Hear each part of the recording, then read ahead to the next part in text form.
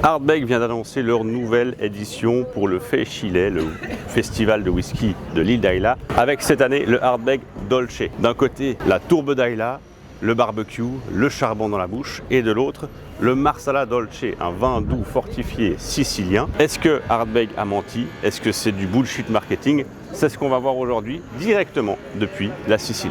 Parce que la promesse est quand même grande, vouloir mettre tout un terroir, toute la Sicile dans une si petite bouteille, est-ce qu'on va pas se sentir un tout petit peu à l'étroit? Si sa, noi del sud parliamo a voce alta, si sa, noi del sud facciamo discussione imposta. Siamo allergici alle strisce, di restare in fila non ci riesce neanche ai funerali.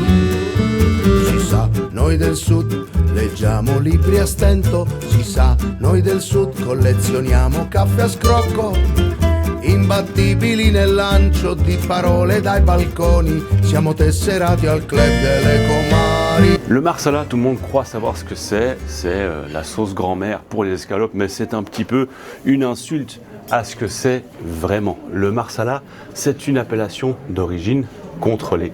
Ça vient de la province de Marsala exclusivement. Marsala, province de Marsala, jusque-là, tout le monde suit. Et ce vin est fait tout à l'ouest de la Sicile.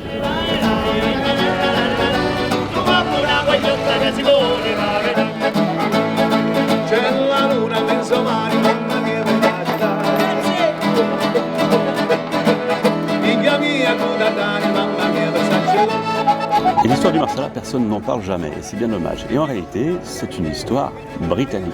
Décidément, les Anglais et l'alcool. Ça se passe en 1770. Un certain John Woodhouse se retrouve coincé en Sicile à cause d'une tempête. On s'arrête juste 2 secondes sur cette information. Un Anglais coincé en Sicile à cause de la météo, c'est un petit peu la loi de Murphy à son paroxysme. Et donc il rentre dans une taverne et on lui sert un vin local qu'on appelle le Perpetuum. Perpetuum pour perpétuité, il n'y a pas besoin de faire latin LV2 pour comprendre ça. Pourquoi ça? Eh bien parce qu'en fait c'était un vin dont on prenait une partie de la dernière cuvée pour la mettre dans la cuvée de l'année précédente.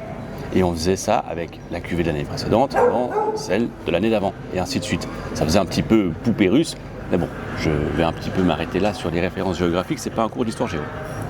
Et donc on mélangeait un peu ces différentes cuvées à l'infini, même si personnellement je pense qu'au bout d'un moment, mélanger du vinaigre avec presque du vinaigre, ça fait du vinaigre. Enfin bref, ça nous fait un truc fort, sucré, dense, et Woodhouse comprend immédiatement le potentiel commercial de cet alcool. Il va donc charger 50 barils sur son bateau quand la météo est redevenue meilleure. Et pour que ce Perpetuum survive au voyage, il y ajoute une petite golette d'eau de vie. Ce procédé de rajouter une petite dose d'alcool dans un vin, c'est ce qu'on appelle le mutage ou la fortification, et c'est exactement ce qu'on fait également pour le sherry. Et donc ce procédé de fortification va donner au Marsala tel qu'on le connaît aujourd'hui. Moi je trouve cette histoire hyper intéressante parce qu'on retombe un peu sur nos pattes de la légende du whisky. C'est toujours une histoire hasardeuse, des aventures et une culture, même parfois des découvertes qui sont faites par hasard, qui donnent naissance à des jus exceptionnels. Et le Marsala n'y fait pas exception.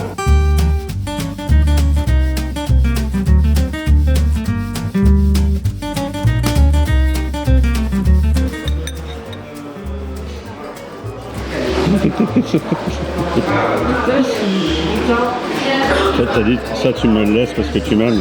Si. Ouais, ça c'est vraiment un geste d'amour. Parce que ça c'est la meilleure partie de la brioche.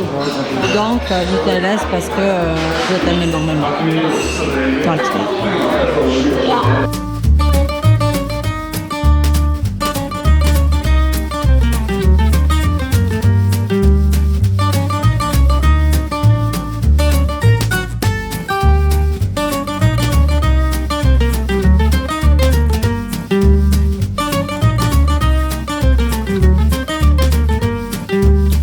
Marsala, comme dit plus tôt, c'est ça. Et à quoi ça ressemble? On va découvrir ça ensemble. J'ai un métier compliqué. On est sur une belle robe ambrée, on voit vraiment l'influence du fût sur ce vin. Puis j'ai réussi à mettre un truc dedans. On sent un peu cette acidité du vin, mais en même temps une douceur assez présente. C'est vraiment du vin vieilli, fortifié. Et clairement un côté caramel amande. Et en fait, l'acidité du vin avec ce côté caramel, moi, ça me fait penser à une confiture à l'orange. On a un peu un côté amer, mais en même temps doux, sucré. C'est assez intéressant. Très honnêtement, j'imaginais ça quand même un peu plus doux, un peu plus sucré. Il y a différents types de marsala, donc c'est peut-être pas le plus doux. Moi, ce que je trouve intéressant, et dans le cadre d'un finish en fût de marsala pour un whisky, c'est qu'on garde toujours ce côté vineux, qui me fait un peu penser au vieillissement en fût de Sauternes, par exemple. À quoi on ajoute un côté caramel, amande, qui peut faire penser au sherry, mais sans ce côté un peu capitonneux que je reproche parfois au sherry. Et il y a un peu de figue aussi, au fond. Et globalement, on garde quand même un caractère très généreux. Alors maintenant, la question c'est comment ça va rendre avec le whisky de Ardbeg et comment ça va rendre avec la tourbe, le charbon, le barbecue, vraiment typique d'Ardbeg. Moi, je pense que ça peut être hyper intéressant. On a un mix comme ça, vraiment juste à goûter du marsala. On a un mix entre du fût de Sauternes et du sherry. Donc ça peut faire quelque chose d'assez explosif si on rajoute de la tourbe dedans. Ce qu'il faut bien comprendre, c'est qu'on ne va pas mélanger du marsala avec du whisky. Ça peut paraître assez logique pour toi, mais ça ne l'est pas forcément pour des gens qui ne connaissent pas le whisky. Et ici, on s'adresse à tout le monde. On va prendre, ici, le whisky d'Ardbeg va prendre vraiment les esters, les phénols qui vont imprégner le bois, le fût de marsala, pour justement imprégner le whisky d'Ardbeg. Alors la grande question c'est, est-ce que le mariage tient? Est-ce que ce côté doucereux et la tourbe d'Ayla vont effectivement bien se marier ou pas du tout? C'est exactement à cette question que je vais répondre, mais pas aujourd'hui.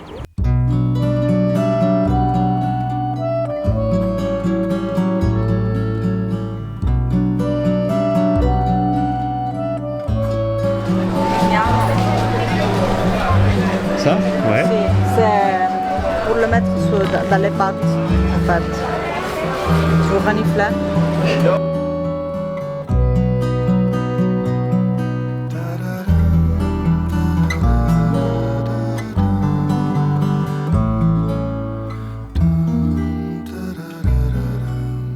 En attendant d'avoir la bouteille entre les mains de whisky cette fois-ci, je me balade dans ce qui pourra potentiellement être dans cette bouteille.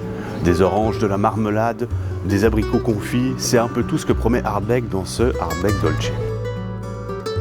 Le marsala porte tous ces arômes dans le fût et va tenter de les transmettre au whisky. On aura aussi une salinité, la salinité de la mer Ionienne où on se trouve actuellement, mais aussi couplée à la salinité d'Ayla. Deux mers, deux îles, deux terroirs dans une seule bouteille. Est-ce que le pari est réussi? C'est ce qu'on verra.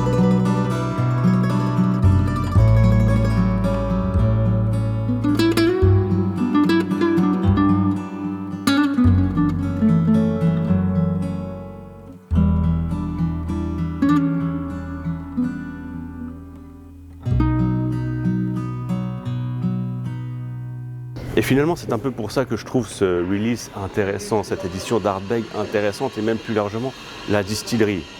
La scie circulaire, ça fait plaisir. Et finalement, voilà pourquoi je trouve cette édition de Ardbeg et même plus largement la distillerie intéressante. Pas parce qu'ils font quelque chose de révolutionnaire, même s'ils sont réputés être les enfants terribles du whisky, parce qu'ils ont simplement fait quelque chose d'humain. Ils ont pris deux terroirs, deux îles, deux histoires et ils ont essayé de mettre tout ça dans un fût. Alors la question c'est bien sûr, est-ce que ça tient? Est-ce que la promesse est tenue? Je rentre dans quelques jours et la bouteille de Ardbeg m'attend à la maison. Quant à la dégustation, je vais la faire avec des membres de la guilde et j'embarque ce marsala Dolce avec moi. J'ai pu le trouver pendant le tournage de cette vidéo et ce sera l'occasion pour moi et les membres de déguster le Ardbeg avec deux éditions différentes de marsala pour comprendre toutes les subtilités de ce whisky. Parce que la guilde, c'est surtout ça. C'est pas juste regarder quelqu'un déguster un whisky derrière un écran, c'est partager ensemble, débattre et vivre le whisky. On va pouvoir se demander si Ardbeg a finalement tenu sa promesse sicilienne ou pas. Et je suis sûr que tu ne veux pas rater ça. Le lien est dans la description. Un grand merci d'avoir regardé cette vidéo. J'espère avoir attisé ta curiosité sur cette édition spéciale. Et je me réjouis de te retrouver dans la guilde ou dans une prochaine vidéo. Abonne-toi et à bientôt.